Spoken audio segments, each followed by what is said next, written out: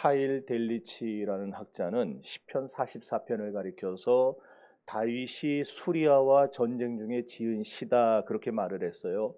근데 또 다른 학자는 아니야, 이 시는 다윗이 지은 게 아니고 주전 3세기 때 마카비 시대 때 지은 시야라고 말합니다. 제너와 비스만이라고 하는 학자는 아이 무슨 소리냐, 주전 7세기 때 시야. 또 다른 학자는 무슨 소리냐, 요시야가 무기또 전쟁에서 죽은 후에 지은 시야, 이렇게 주장을 해요. 그런가 하면 또 리델보스라고 하는 우리 개혁주의의 또 아주 유명한 학자가 있는데 그 사람은 포로기 이후에 지은 시야. 자, 이렇게 학자들마다 다 틀리죠. 언제 지어졌다고 딱 부러지게 말할 수 있는 사람이 없어요. 이게 뭘 뜻하겠어요? 모른다는 거예요. 아는 사람이 아무도 없어요.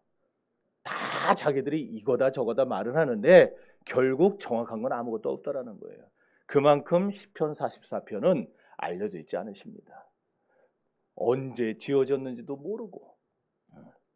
물론 우리가 제목을 통해서는 조금 깨달을 수 있죠. 제목이 뭐라 되어 있어요? 한번 읽어보세요. 제목을 시작. 예, 고라 자손이 지었다라는 거. 그 다음에 또 하나는 마스길이라는 거. 마스길이 뭐냐면은 교훈시라는 말이에요. 교훈시. 그러니까 이 제목을 보면은 우리가 분명하게 알 수 있는 게 뭐겠어요? 아, 이 시는 언제 지어졌는지는 모르지만 누군가가 이방의 모욕을 당할 때 참 분연히 떨치고 일어나서 하나님의 영감을 받아 기록을 한 건데 이 시를 통해 뭔가 교훈하려는 게 있구나. 그걸 이제 우리가 제목을 통해서 알 수 있는 거예요. 여러분, 최근 우리 사회에 정말 크게 경악하게 만든 사건들이 많았죠. 이 갑질 사건, 소위 갑질 사건. 이제는 갑질이요, 학부모 갑질을 넘어서서 애들도 갑질을 하는 시대가 되어버렸어요. 애들도. 참. 갑질, 그 다음에 묻지마 살인. 최근에 일어난 그 3건의 살인 중에서 2건이 요 동네 사람이에요. 저 요새 저녁에 나가지를 못해요. 원래도 안 나갔지만 나가질 않아요. 혹시 누가 따라올까봐. 이 두 사건이 이것들이 연관성 없는 것처럼 보이죠. 갑질과 묻지마 살인이 무슨 연관이 있는 것처럼 보이겠어요. 그런데 아니에요. 연관성이 있어요. 바로 부모의 잘못된 교육 때문입니다. 한쪽은 자녀에 대한 과도한 보호, 과잉애정. 그게 애들을 삐뚤어 만드는 것이고, 또 한쪽은 아예 방임하고 무관심하는 거예요. 내버려 두는 거예요. 놔놓고서는 어떻게 잘하는지도 모르고. 이 모두가 다 왜 그러냐? 교훈의 부재입니다. 교훈을 해야 되는데, 가르쳐줘야 되는데 학교에서는 선생님들이 교훈하기를 포기해버리고, 집안에서는 부모들이 교훈하기를 포기해버리고, 이제 남은 희망은 교회밖에 없어요. 교회가 교훈해줘야 됩니다. 교회가 그러면 안 된다. 이렇게 살아야 된다.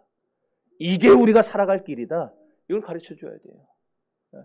성도들이 듣기 싫어해도 그냥 억지로 귓구멍 열고 그냥 소리쳐야 되는 거예요. 교회는.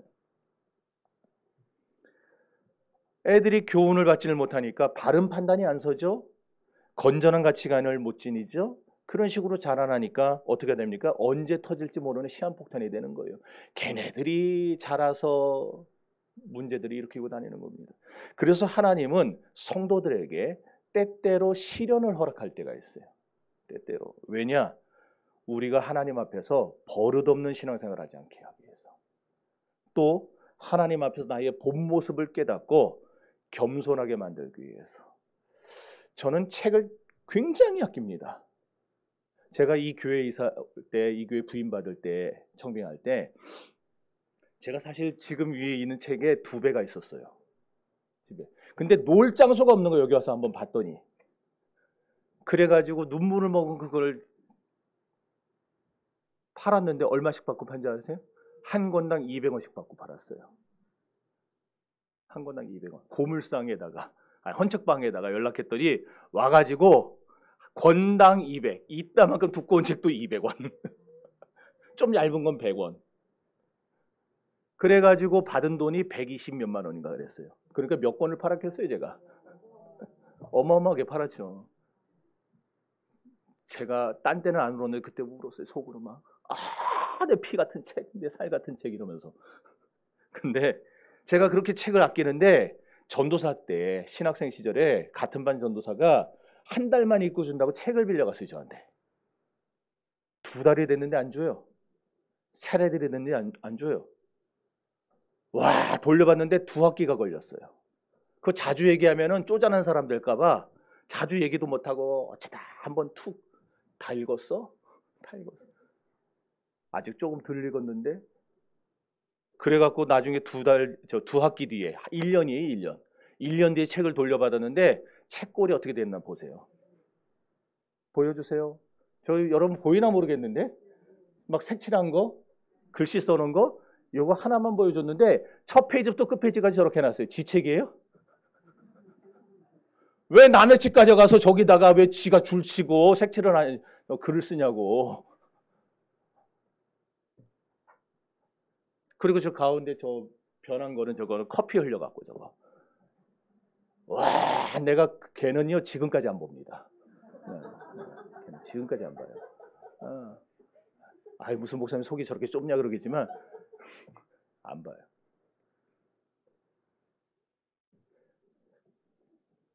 여러분 그러지 않겠어요? 제가 되게 누군가가 우리 장로님이 저한테 굉장히 본인이 아끼는 거 있어요. 본인이 아끼는 걸 저한테 선물을 했어요. 선물을 받았는데 어느 날 장로님이 저를 우연히 봤는데 제가 그 선물을 하찮게 대하고 있는 거예요. 함부로 하고 있다든지 아니면 버리는 걸 봤어요. 어떻겠어요 기분이? 네, 우리 장로님 점잖아서 나쁘죠 그랬는데 저는요 뚜껑 열립니다. 그래서 쫓아가가지고 왜 버리냐고. 하나님도 그러지 않겠어요?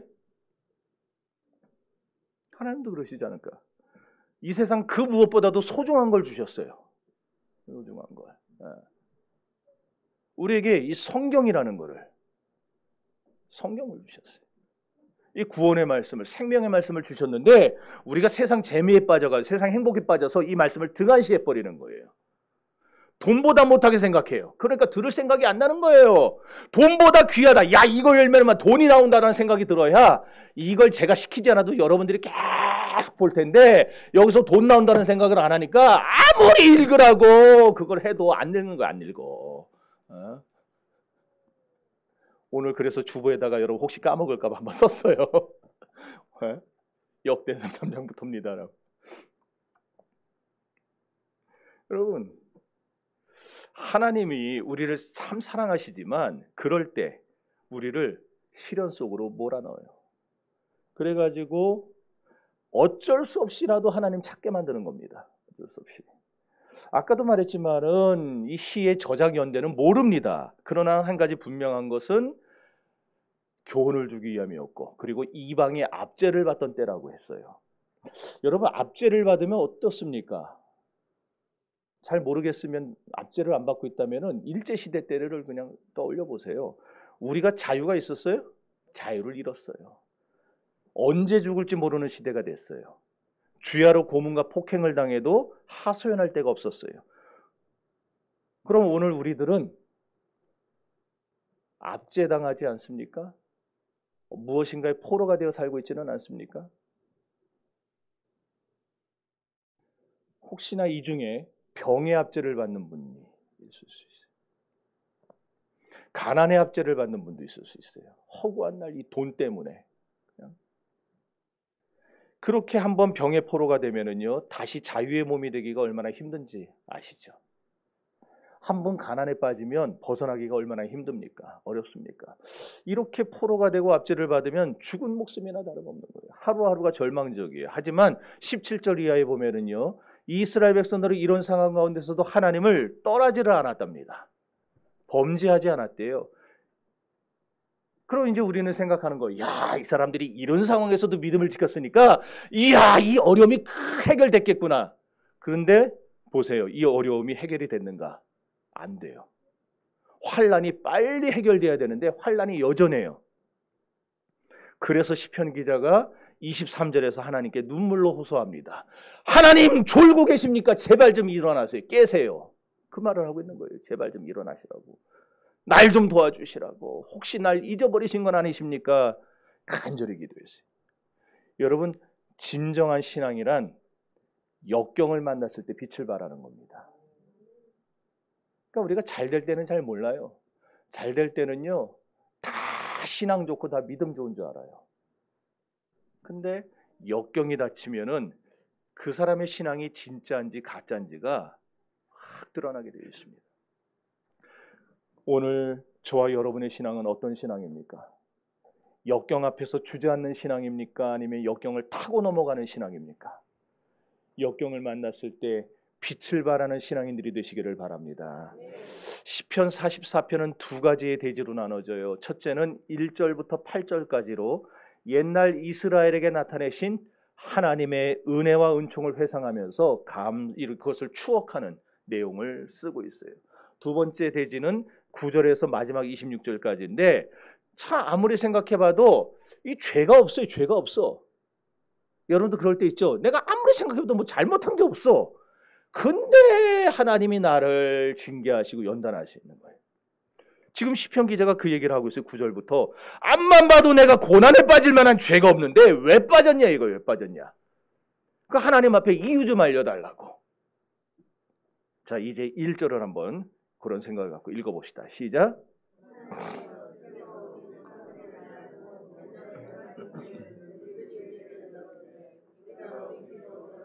아멘.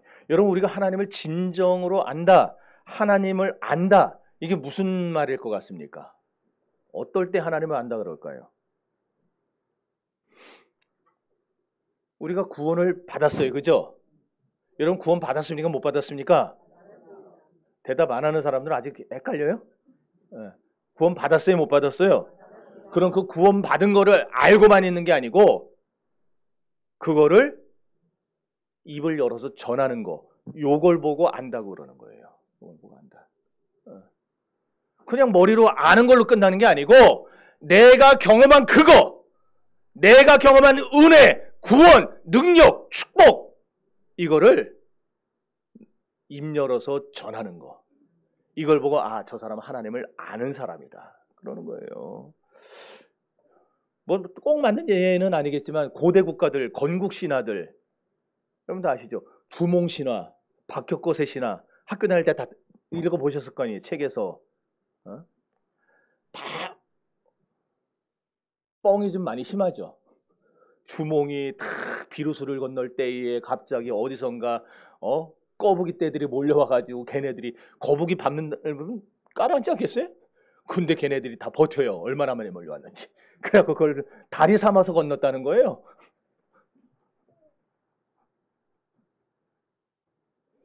박혁거세도 마찬가지로 사람이 아래서 태어나갔어요. 근데 하나같이 이런 영웅적인 이야기들을 막 만들어내요. 그러고서는 그 계승자들이 어떻게 합니까? 그 다음에 왕이 된 사람들이 그걸 백성들한테 가르치죠. 우리 시조는 우리 추모 대왕은 이런 분이야. 우리 박혁거세는 이런 분이야. 이러면서 가르쳐요. 그럼 또 백성들이 그걸 들으면서 어떻게 됩니까? 우리 왕은 다르구나. 우리 왕은 다르구나. 그러고 앉았는 거예요. 왜 그럽니까? 자기들의 시조의 영웅성, 정당성, 자기 나라의 정당성을 이걸 보여주기 위해서, 기리기 위해서 그러는 거예요. 근데 오늘날 교회들은 어때요? 제가 이런 그런 세상의 예를 들었는데 교회는 어때요? 교회는요 오늘날 꿀먹은 벙어리예요. 꿀먹은 벙어리. 교회야말로 마땅히 전해야 되지 않아요? 그러잖아요. 아니 더 전해야 되는 거예요. 더 전해야 돼. 그 사람들이 우리 추모대왕은 거북이 등을 밟고 비루스를 건넜어. 그러고 앉았다면 우리는 예수 그리스도가 이 세상을 창조하시고 예수께서 우리를 위해 죽으시고 살아나셨다. 이건 말해야죠. 전해야죠. 근데 안 해요.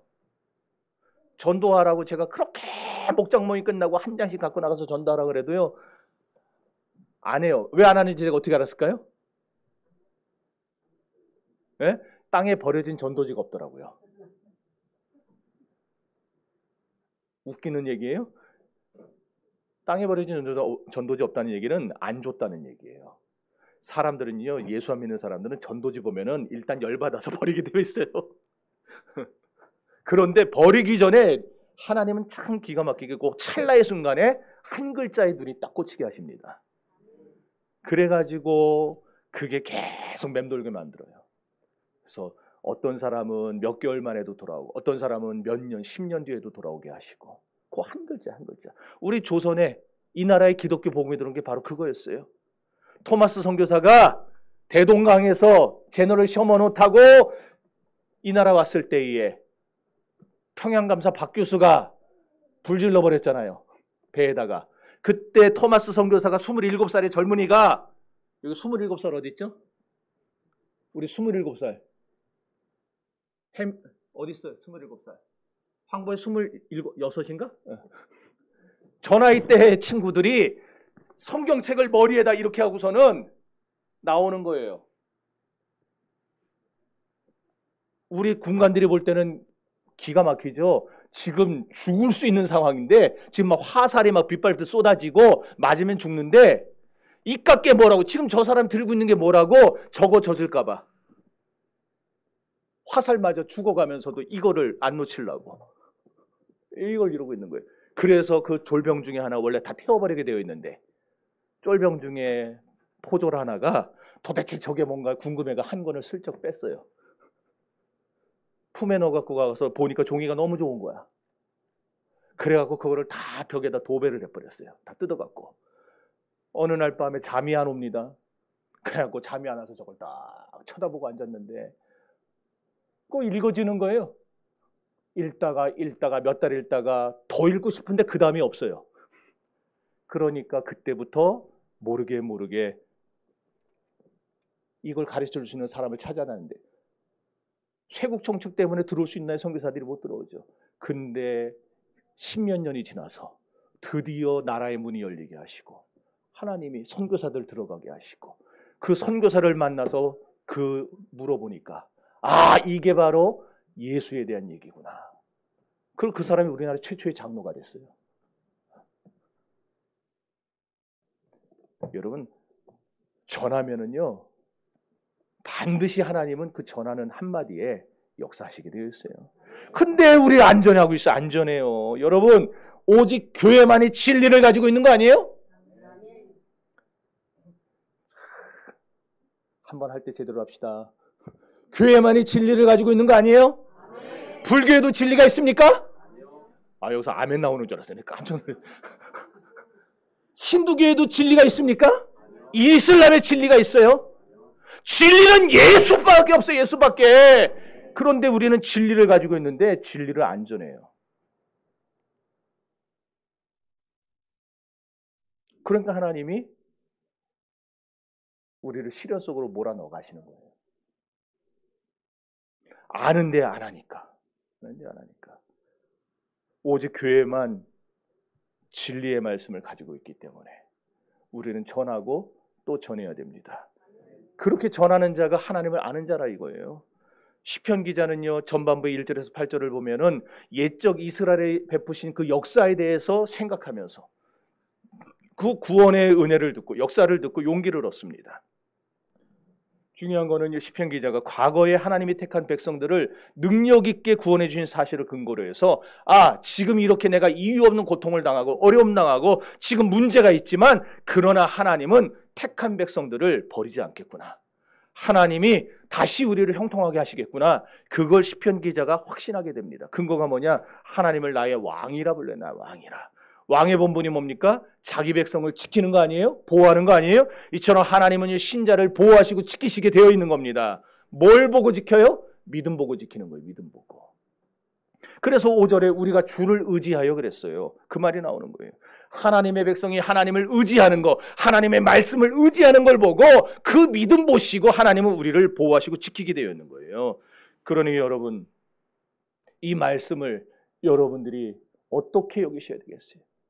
지금 이 시편 기자가 이 말씀을 의지해서 하나님을 다시 믿었다, 의지했다 그랬는데 이 사람이 의지했던 그 말씀이 어떤 말씀이에요? 과거에 시시하다고 안 쳐다보던 말씀이었어요. 세상 돈보다 못하다고 여기 들을 생각도 안 했던 말씀이었어요. 여기서 돈이 나오냐 떡이 나오냐 그러면서 그냥 쳐박아두고 일주일에 한 번 교회 나올 때, 이제는 아예 교회 나올 때 성경도 안 들고 나와요. 이제 스마트폰으로 보고 저 뒤에 있는 거 비치용 보고.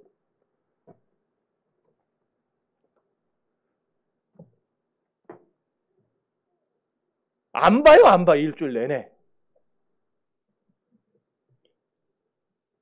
오늘 목사님 왜 저럴까? 깨달으셔야 돼요. 깨달으셔야 돼요. 우리는 하나님의 말씀을 참 시시하게 여겨요. 별거 아니게 여겨요. 그런데 이 시편 기자가, 이 고라자손이 포로가 돼서 이제 그 말씀을 다시 듣는 거예요. 누군가에 의해서. 그 말씀을 다시 들어요. 우리 하나님이 옛적에 애굽에 있던 하나님의 자녀들을 이끌어내서 그들에게 역사하시고 능력을 주셔서 이 가나안 땅을 차지하게 하셨다. 이 얘기를 지금 1절에서 8절까지를 듣는데 시편 기자의 마음이 막 끓어오르는 거예요. 이야, 우리 하나님은 그런 분이셨구나. 우리 하나님은 저런 분이구나. 근데 내가 왜 이런 하나님의 말씀을 지금까지 모르고 살았을까? 왜 이런 하나님의 말씀을 의지하지 않았을까? 그러면서 하나님의 말씀은 지금도 살아서 역사하는 생명의 말씀이요 능력의 말씀이라는 것을 깨닫게 된 겁니다. 그렇습니다. 하나님은 말씀을 듣던 이스라엘을 끄집어냈어요. 말씀을 듣던 이스라엘에게 능력을 줬어요. 말씀을 듣던 이스라엘을 택하셔서 가나안을 점령하게 하셨어요. 하나님의 권능은요, 하나님이 이스라엘을 기뻐할 때 나타나는 역사입니다. 하나님이 누굴 기뻐하겠어요? 말씀을 듣는 자를 기뻐합니다. 우리에게 의로움이 있어서 의로웠기 때문에 하나님이 우리를 기뻐하는 게 아니에요. 우리에게 능력이 있어서 우리가 능력이 있으니까 기뻐하시는 게 아니에요. 능력 없고 의롭지도 않고 참으로 별 볼 일 없고 세상에 아무것도 아닌 것들이지만, 그러나 하나님의 말씀을 내 목숨처럼 여기고 그 말씀을 붙잡고 믿고 의지해 나갈 때 하나님이 그런 우리를 불쌍히 여기시고 우리에게 거저 의를 전가해 주시고. 의를 전가한다는 게 뭔 말인지 아시겠어요? 나는 의롭지 않아요. 그런데 하나님의 거룩한 의의 옷을 벗어서 죄송해요. 이걸 그냥 덮어주시는 거예요. 덮어주시는 거예요. 입으라고. 나는 안 의로운데 이걸 입고 나면은 의로워지는 거예요. 그리고 거저 은혜를 베풀어 주시는 거예요. 하나님이 그냥 주셔서 거저 받는 거예요. 이걸 조직신학에서는 무조건적인 선택, 한거할 수 없는 불가항력적인 은혜, 그렇게 말을 해요. 한번 이제 봅시다. 신명기 9장 5절과 6절 한번 읽어보세요. 시작.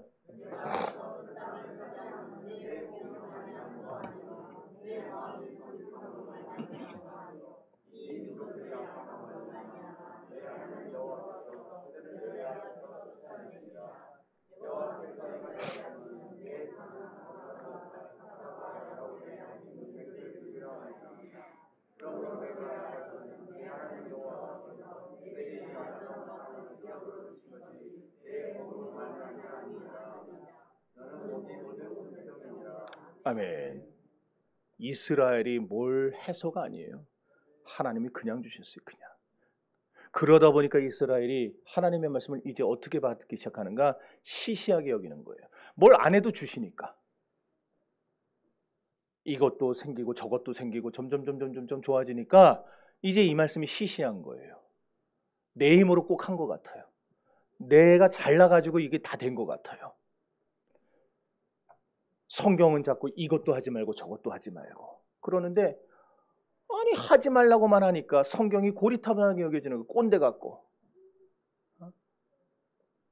반면에 세상은 너무나 재미있습니다. 세상의 능력과 그런 지식은 세련되어 보이고 좋아 보여요. 그 결과 이스라엘이 어떻게 합니까? 세월이 흐르면서 이 능력의 원천인 성경을 버렸어요. 근데 그때부터 어떤 일이 벌어집니까? 그들 사이에 문제가 끊어지지 않고 결국에는 이방의 포로가 되어버려요. 2절 읽어봅시다. 시작.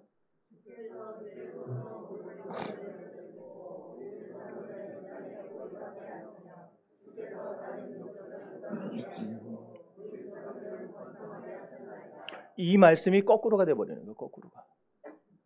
여기서 뭇백성 열방을 쫓아냈다는 것은 가나안 땅을 정복한 걸 말하는 거예요. 지금. 그런데 가나안을 쫓아낸 게 누가 하신 거예요? 주님의 손으로 하신 거예요. 주님의 손으로. 가나안 정복은 하나님의 권능으로 이루어진 일이에요. 왜냐? 여호수아가 가나안을 정복할 당시에 이스라엘 백성들보다 가나안 족속이 훨씬 더 강했어요.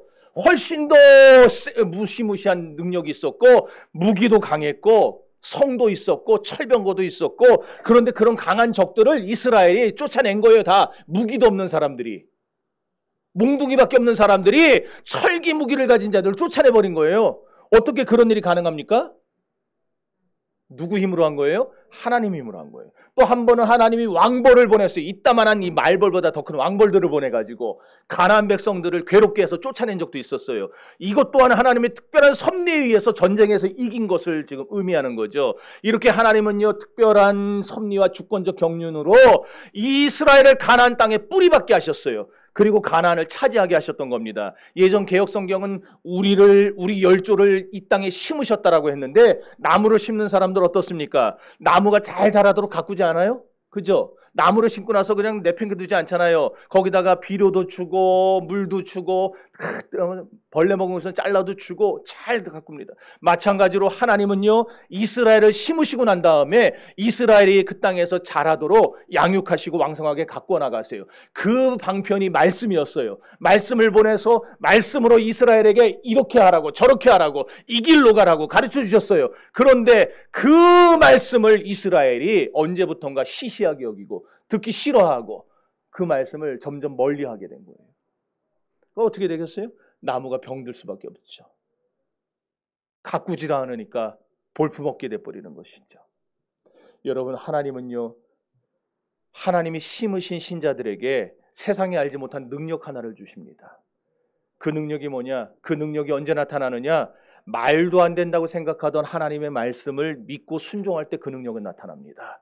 그렇다면 바꿔 말해서 오늘 별 볼 일 없고 아무것도 아닌 우리들도 하나님의 말씀을 우리가 그대로 듣고 의지하고 나가면 하나님은 우리를 통해서도 역사와 능력을 이루실 것입니다. 믿음으로 요단강을 건널 때에 발을 디딜 때 그들이 강물이 그치는 걸 봤어요. 마른 땅이 나타나는 걸 봤어요. 믿음으로 여리고성을 돌 때에 말도 안 되는 소리잖아요. 하루에 한 바퀴씩 마지막 날 7바퀴 돌고 소리를 외쳐라, 성이 무너질 거다. 말도 안 돼요. 그러나 그들이 그 말씀대로 순종할 때에 하나님은 성이 무너지는 걸 보게 하셨어요. 믿음으로 기도하고 나가 싸울 때에 해가 멈추고 달이 멈추는 걸 그들은 봤어요. 2절이 지금 그 얘기를 하고 있는 겁니다. 그러니 무기도 없는 이스라엘이 가나안 땅에 뿌리박게 된 게 과연 누구 탓이냐고요? 누구의 힘이냐고요? 자기들 때문에, 자기들 능력 때문에 아닌 거예요. 이 고라자손이 그걸 드디어 깨닫는 겁니다. 지금까지 누가 이걸 안 가르쳐 줬었는데 이걸 깨달아요. 3절을 보면 의미가 더 분명해집니다. 3절 시작.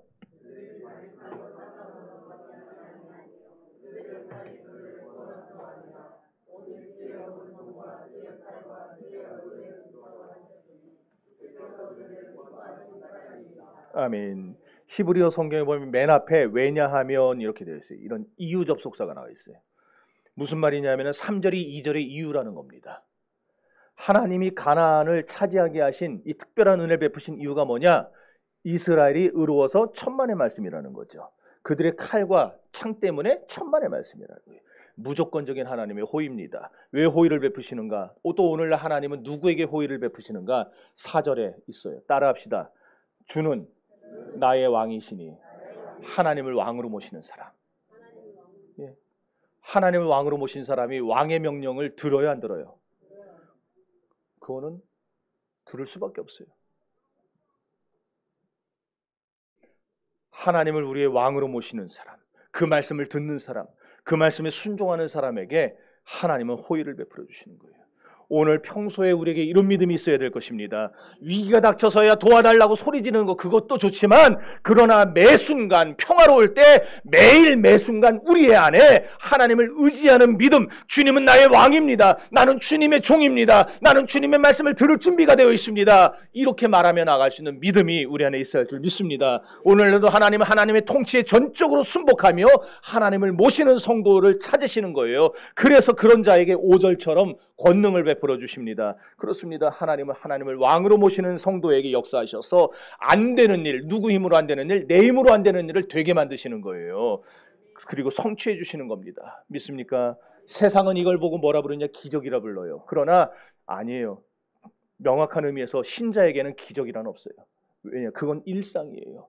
왜? 우리 안에 하나님이 계시고 하나님이 내 안에 계시면, 내가 하나님 안에 있으면 하나님은 우리의 구하는 대로 이루신다고 했거든요. 그럼 우리에게 세상이 말하는 기적이 일상의 일이 될 수 있도록 오늘 저와 여러분에게 그런 믿음이 생겨나기를 주의 이름으로 축원합니다. 여러분, 하나님을 의지하는 신자는요, 자기를 의지하지 않습니다. 활이나 칼 같은 자기의 실력이나 사람을 의지하지 않아요. 신자는 오직 하나님으로 말미암아 삽니다. 우리가 자기 힘을 기르면요, 예전만큼 하나님을 의지하지 못하게 돼요. 그래서 주님은 뭐라 그랬습니까? 검으로 흥한 자는 검으로 망한다 그랬어요. 여러분이 의지하는 그것이 결국 여러분을 쓰러뜨릴 겁니다. 여러분이 무엇을 의지하고 있든지 그것이 지금은 여러분을 지탱해 주는 것 같고 도와주는 것 같지만 그것이 반드시 여러분을 무너뜨리는 날이 오게 될 겁니다. 그러므로 우리는 그것들을 의지하는 걸 다 내버려야 돼요. 내려놔야 됩니다. 이제는 우리의 칼을 의지하는 게 아니라 하나님을 의지하는 자들이 되셔야 됩니다. 우리가 하나님의 힘을 믿을 때 우리 자신의 힘을 믿지 않게 돼요. 하나님을 믿는 것과, 왜냐하면 하나님을 믿는 것과 나 자신의 힘을 믿는 것은 결코 같이 있을 수 없기 때문입니다. 그래서 바울이 그랬죠. 어찌 하나님과 벨리알이 함께 있을 수 있으며 어찌 빛과 어둠이 함께 있을 수 있더냐 그랬어요. 여러분, 하나님을 믿는 믿음과 나를 믿는 믿음은 결코 한 자리에 있을 수 없어요. 내가 하나님을 믿으면 나를 믿는 믿음은 쫓겨나게 되어 있는 것이고, 내가 나를 믿으면 하나님을 믿는 믿음은 내 안에서 약해질 수밖에 없는 겁니다. 그러므로 오늘 하나님을 잘 믿는 첫걸음이 뭐겠습니까? 나를 믿지 않는 겁니다. 여러분이 지금까지 믿고 있었던 게 뭔지 찾아내세요. 물색해내세요. 그래서 그것을 여러분 밖으로 쫓아내세요. 하나님을 끝까지 의지하는 것이 진정한 신앙이고 축복의 비밀이라는 사실을 깨달으시기를 바랍니다. 8절 읽어봅시다. 시작.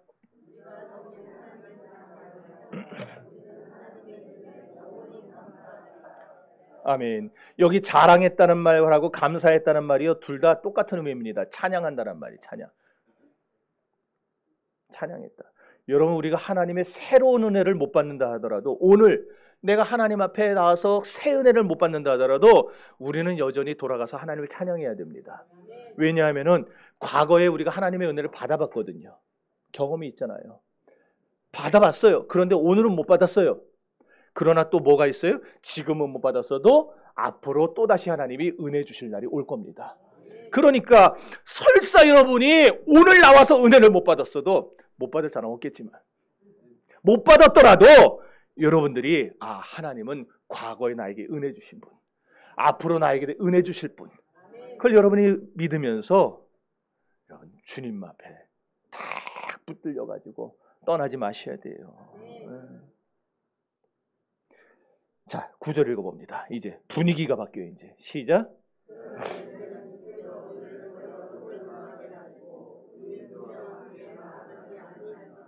아멘. 여러분, 하나님이 하시는 일을 사람이 다 알 수 있어요? 몰라요. 여러분이 하는 일을 저도 알지 못하는데 어떻게 알겠어요? 몰라요. 그런데 여기 보면 하나님이 우리를 버려 그랬어요. 버렸다는 말은 미워해서 내버렸다는 말이에요. 미워해서 내버렸어요. 하나님 내버렸어요. 아니, 그렇다면 과거에는 이스라엘을 1절에서 8절까지 보니까 권능으로 붙드셨었는데 어째서 지금은 내버려 둔단 말인가? 그리고 17절 이하에 쭉 봐도 아까도 얘기했죠? 시편 기자가 아무리 생각해봐도 이유를 못 찾겠는 거예요. 왜 내버리셨나? 이유를 못 찾아요. 그렇다면 지금 이 고난과 역경, 내가 당하는 이 어려움은 어디서부터 온 것인가? 우리도 얼마든지 그럴 수 있지 않습니까? 여러분도 그럴 때 있잖아요. 근데 여기서 한 가지 주목해야 될 것은 시편 기자의 태도입니다. 시편 기자가요, 알기 어려운 고난, 내가 도대체 뭘 잘못했는지도 모르겠는데 역경이 오는데 그 역경 앞에서 어떤 태도를 보이느냐? 원망하지 않았다라는 거예요. 그러면서 하나님께 호소합니다. 아니, 목사님 11절과 12절은 원망 아닙니까? 아니에요. 하나님을 원망하는 구절이 아니고 전쟁에서 진 다음에 나타난 참상을 보면서 마음 아파하는 구절들이에요. 이사야 선지자가 이사야 55장 8절에서 이런 말씀을 했습니다. 다 같이 읽어봅니다. 시작. 이는 내 생각이 너희의 생각과 다르며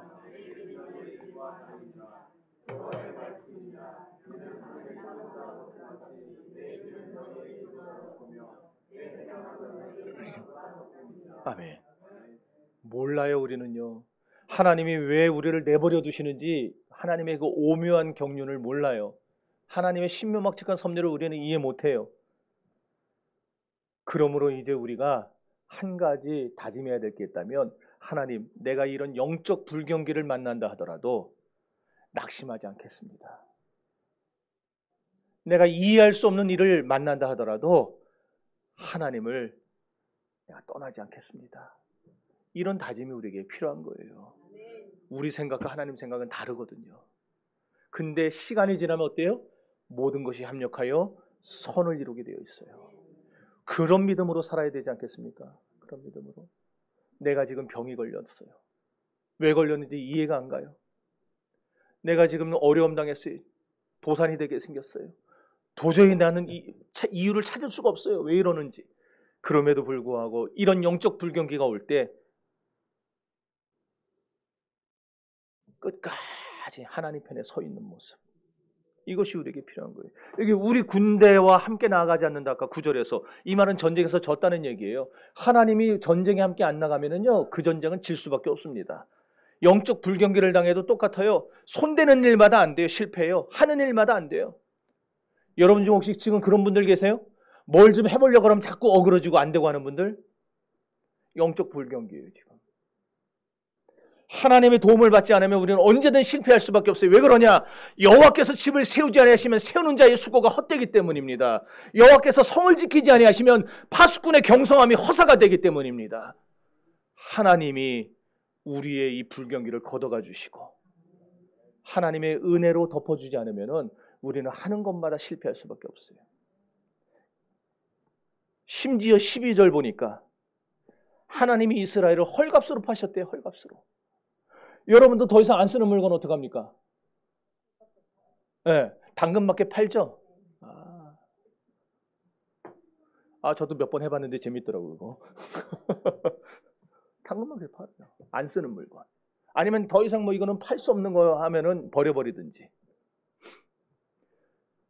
이거 굉장히 무서운 말이죠. 내가 뭘 버렸다는 거는 나한테 더 이상 이게 쓸모없다는 말이잖아요. 가치 없는 신자는 헐값에 팔린다라는 거예요. 헐값에 팔리는 게 뭐냐? 하나님 우리 구원을 취소한다는 말이 아니고, 여러분 한 번 구원받은 거 취소가 돼야 안 돼요? 안 돼요. 안 돼요. 구원을 취소한다는 게 아니라 이웃에게 욕을 먹게 해요. 쭉 나오죠? 이웃에게 욕을 먹게 해요. 조롱을 당하게 만들어요. 업신여김 당하게 해요. 구설수에 오르게 해요. 이게 헐값에 팔리는 거예요, 우리가. 옛날에 죽자사자 하나님의 말씀만 붙들던 때에는 우리가 자랑할 것도 없고 가진 것도 없었지만 이상하게 자꾸만 삶에서 매일매일 역사가 일어났어요. 능력이 나타났어요. 그러다 보니까 어느새 집도 사고 지위도 올라가고 돈도 모였는데 미친 듯이 사랑했던 말씀에 대한 간절함이 어느 날 사라져버렸어요. 어느새 하나님의 것에 손대기 시작합니다. 가진 게 너무 많으면요, 은혜를 결사적으로 사모하지 않게 돼요. 은혜를 결사적으로 소망하지 않게 됩니다. 왜? 부족한 것이 없기 때문에. 그래서 하나님을 향한 간절함을 잃어버린다는 거는요, 우리 신자들에게 있어서는 정말 위험한 일입니다. 여러분의 마음을 돌이켜보세요. 여러분이 지금 이 시간에 하나님을 향해서 간절하게 하나님을 소망하고 있지 간절하게 하나님을 바라보고 있지 않다면 그거 굉장히 위험한 신호예요. 큰 손해가 생깁니다. 어떤 손해가 생기냐? 자꾸 대적자가 생겨요. 여러분을 자꾸 대적하는 사람들이 생겨나요, 여기저기. 나를 미워하는 자들이 내 소유를 빼앗아가요. 조금씩 하나씩 내게 없어져요. 내 치부가 드러나요. 이게 다 하나님을 향한 간절함을 잃어버리는 자들이 겪는 손해입니다. 하나님이 우리를 헐값으로 파시기 전에 정신 차려야 됩니다. 그런데 참 감사하게도 하나님은 이런 우리에게 여전히 기회를 주시는 분이에요. 마치 독수리가 새끼를 낭떠러지에서 그 우리 안에서 떨어뜨리는 것처럼 하나님은 우리에게 반복해서 기회를 주세요. 성경은 그걸 연단이라고 부릅니다. 사실 연단 받을 때 그 연단이 싫어요. 좋은 사람 없어요. 그러나 연단이 있으니까 새끼 독수리가 하늘을 날게 되는 것처럼 연단이 있기 때문에 우리가 간절함을 다시 회복하게 되는 겁니다. 하나님의 연단을 통해서 우리가 주님을 바라보게 되잖아요. 다시 주님을 찾게 되잖아요. 주님, 내가 잘못했습니다. 내가 지난날 이렇게 하나님을 떠나서 살았습니다. 이제 손 들고 옵니다. 나를 받아주옵소서. 주님 앞에 간절함을 회복하게 되잖아요. 그러니 여러분, 하나님이 우리를 미워해서 전쟁에 패하게 하시고 잃어버리게 하시는 게 아니라는 사실을 아셔야 됩니다. 그러니 이제 어떻게 해야 되겠습니까? 17절 읽어봅시다. 시작.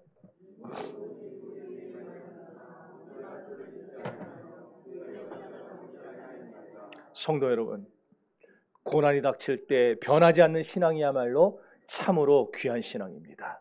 저는 많이 봤어요. 여러분도 보셨을 거예요. 군대 가가지고 신앙 다 팔아먹는 사람들,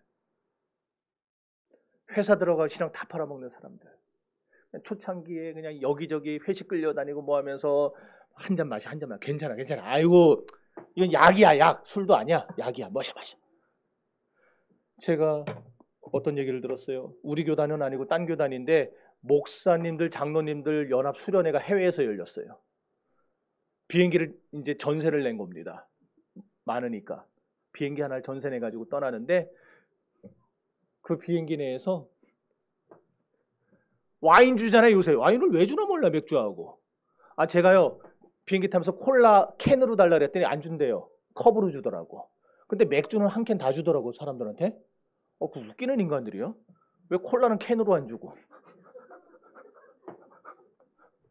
근데 거기서 그 목사님, 장로님들이 서로 눈치 보다가 누군가가 와인 이러니까 와인 갖다 주는 걸 보고 다들 그냥 그때부터 나도 와인. 내릴 때 다들 취해갖고 한 잔씩 마신 게 아니라 또 달라고 그러고. 거기에 무슨 하나님의 영광이 있고 하나님의 거룩이 있겠습니까? 그렇게 나가 수련회 해봐요. 뭐 할 거예요 그거? 죄송해 이런 표현 써서 돈질하라는 거지 그거. 여러분,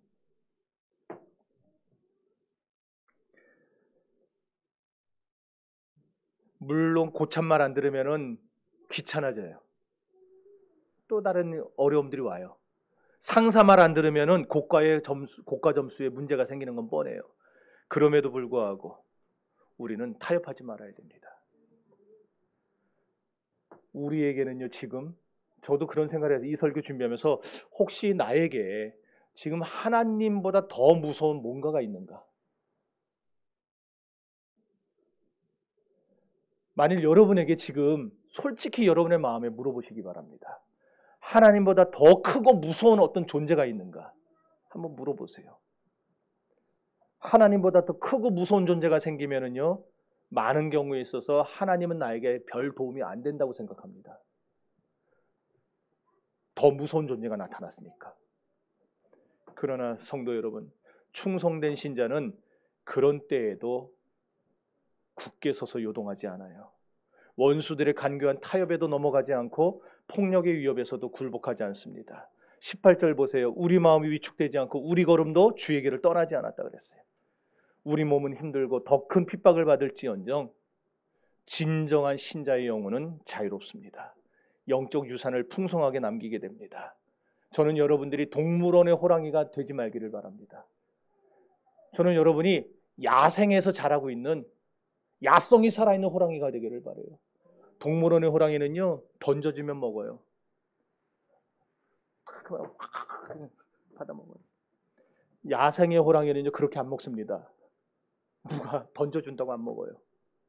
지가 사냥해서 잡은 것만 먹어요. 신자들이 오늘날 야성을 회복해야 됩니다. 야성을.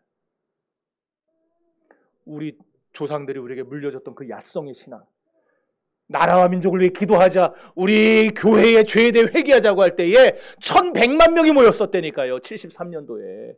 74년도에 그래서 이러는 게 뭐예요? 엑스플로데이가 일어났었잖아요. 80년까지 있었어요. 그러다가 사라져버렸어요. 군부 독재 일어나기 시작하면서. 이 나라 기독교인들이 저 산골짜기에서 어촌에서 기도하자 그러니까 1100만 명이 몰려들었어요.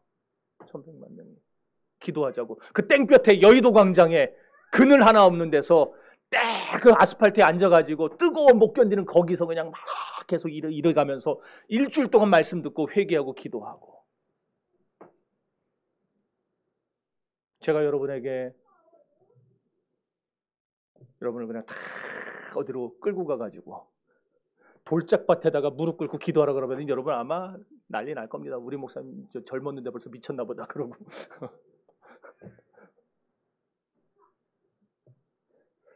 여러분, 하나님을 경외하는 것이 신자의 유일한 목적이요 유일한 즐거움임을 믿으시기를 바랍니다. 우리 영성이 살아나야 돼요. 영성이. 자, 이제 20절 21절 읽어봅니다. 시작.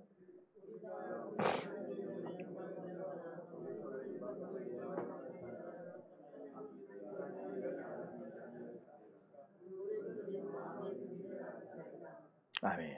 하나님을 잊어버리는 게 배교의 첫걸음이에요. 경건의 참된 증표는 아무리 어려운 깊은 고난 중에서도 마음이 안 갈려요.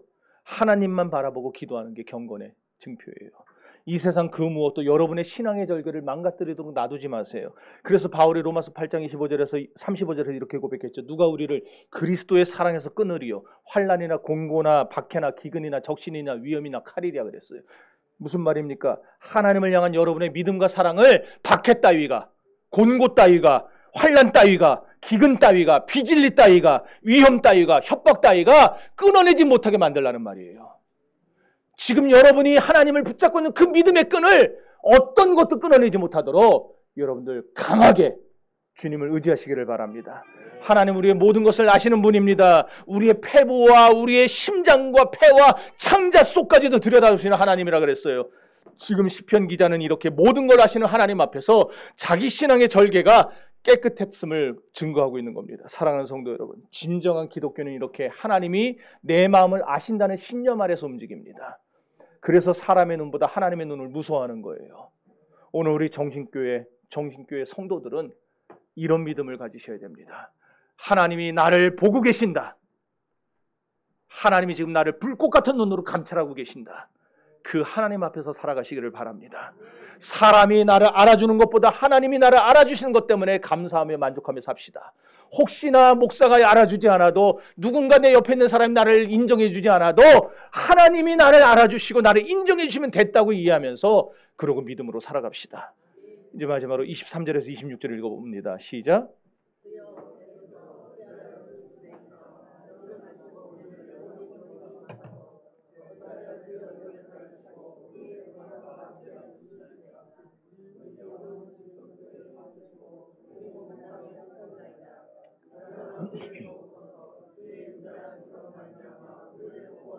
아멘. 여러분, 하나님이 주무시는 것 같습니까? 아니에요. 하나님은요, 지금 여기 와 계세요. 여러분 옆에 계세요. 우리가 하나님의 말씀에 간절히 귀를 기울일 때 하나님은 이미 우리 옆에 와 계신다는 사실을 믿으시기를 바랍니다. 그래서 23절 이하는요, 마치 폭풍전야의 고요함과 같은 거예요. 폭풍전야가 뭡니까? 뭔가 이제 곧 엄청난 일이 벌어진다라는 거 아니에요? 우리가 말씀에 다시 귀 기울이기 시작하면, 우리가 하나님을 의지하기 시작하면 하나님은 엄청난 일을 일으키실 겁니다. 바울과 실라가 빌립보에서 매를 맞고 죽게 되어갈 때 하나님은 주무시는 것 같았어요. 그러나 하나님은 그때 무슨 일을 하고 계셨습니까? 지진을 일으키셨고 옥문을 열었고 착고를 푸셨고 죽일 듯이 때리던 그 간수를 변화시켜서 예수 믿게 하셨습니다. 오늘 본문에서 시편 기자는 자기나 이스라엘 민족이 이렇게 심한 고난을 당할 이유가 없다고 봤어요. 이게 시편 기자가 이해할 수 없었던 고민이었습니다. 만약 여러분이 지금 이 시편 기자 같은 상황을 만난다면 어떨 것 같습니까? 여러분은 과연 어떨 것 같아요? 시편 기자처럼 여러분의 믿음을, 여러분의 신뢰를 간직하며 사실 것 같습니까? 아니면은 팔아버릴 것 같습니까? 불매향, 오늘 설교 제목이 기가 막히지 않습니까? 향기를 팔아 안락을 취하지 않는다는 말이에요. 여러분, 지금은 고난의 때예요.